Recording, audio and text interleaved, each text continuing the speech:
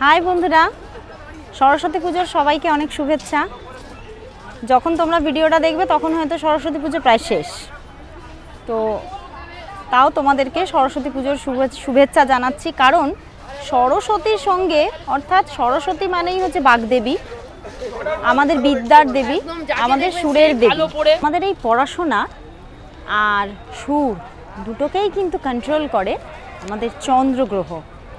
তো তোমরা কি কখনো জানতে চেষ্টা করেছো যে এই চন্দ্রগ্রহ মানে আমাদের ডেট অফ বার্থের কোন নাম্বারটা?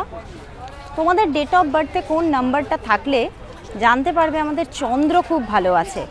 তুমি গান করতে পারবে খুব ভালো, তোমার প্রচুর কণ্ঠে সুর আছে, তোমার পড়াশোনায় মনোনিবেশ হবে ভালো, তুমি পড়াশোনা অতিরিক্তভাবে ভালোভাবে কন্ট্রোলের সঙ্গে করতে পারবে। কখনো কি জানতে চেষ্টা করেছো সেই নাম্বারটা কি? সেই নাম্বারটা হচ্ছে 2।